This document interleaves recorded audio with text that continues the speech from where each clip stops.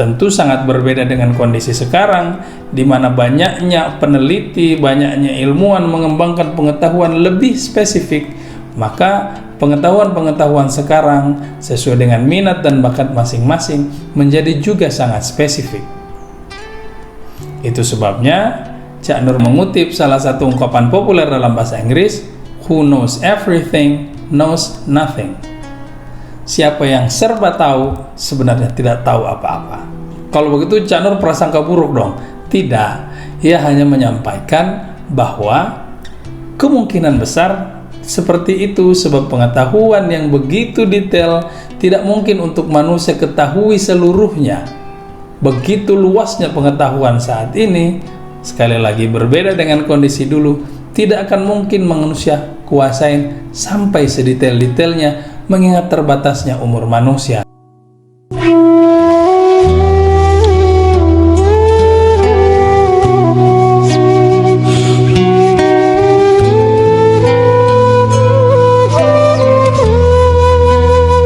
Hari ke-24 Ramadan, Cak Nur mengajak kita untuk berbaik sangka.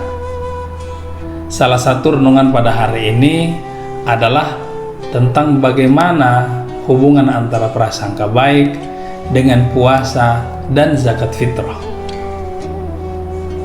Kita sudah pelajari sebelumnya dari renungan-renungan Cak Nur bahwa puasa ideal bukan hanya puasa yang memikirkan dia agar tidak batal, tetapi juga tidak sia-sia.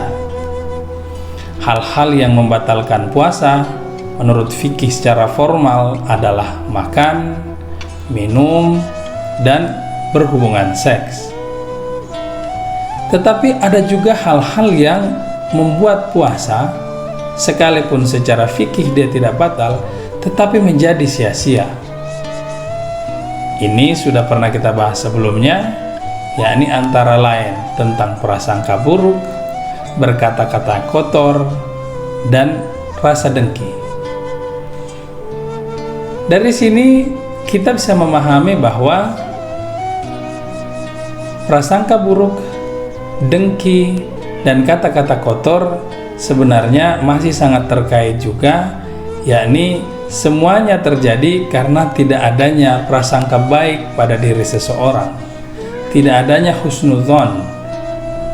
Prasangka baik ini juga sejalan dengan fitrah manusia, sebab seperti pada pembahasan sebelumnya, kebaikan pada prinsipnya adalah fitrah manusia, sesuatu yang diajarkan oleh nuraninya untuk diikuti. Fitrah manusia semuanya sama. Semua orang dilahirkan dalam kondisi fitrah yang sama, dalam kesucian yang sama.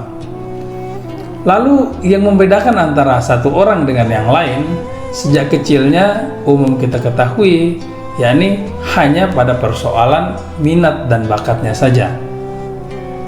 Ini juga kemudian mendapatkan perhatian dalam Islam, sebab Islam juga mengakui dalam firman Allah, "Qul kullu ya'malu ala syakilatih."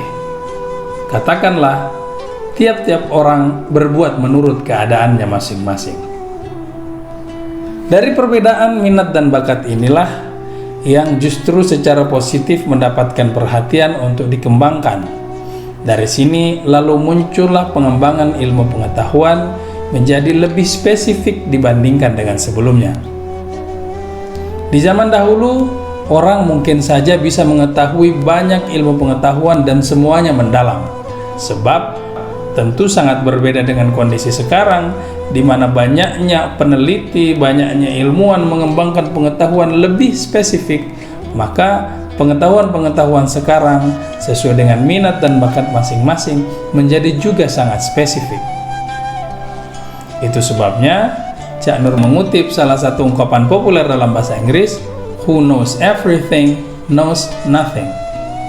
Siapa yang serba tahu sebenarnya tidak tahu apa-apa. Kenapa?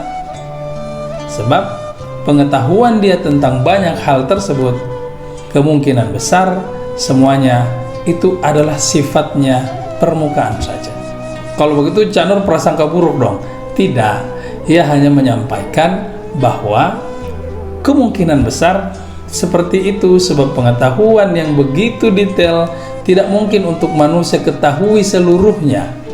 Begitu luasnya pengetahuan saat ini, sekali lagi berbeda dengan kondisi dulu, tidak akan mungkin manusia kuasain sampai sedetail-detailnya mengingat terbatasnya umur manusia. Kembali pada persoalan ibadah puasa yang sia-sia, berarti banyak di antara kita yang mungkin puasanya selama ini sia-sia.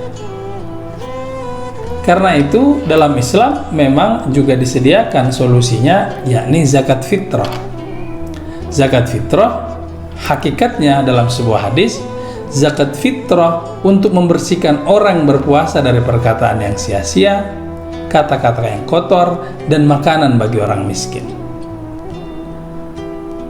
Perkataan yang sia-sia, perkataan yang kotor, ini adalah gambaran dari prasangka buruk yang ada pada diri manusia yang seharusnya dibersihkan terutama di bulan Ramadan ini.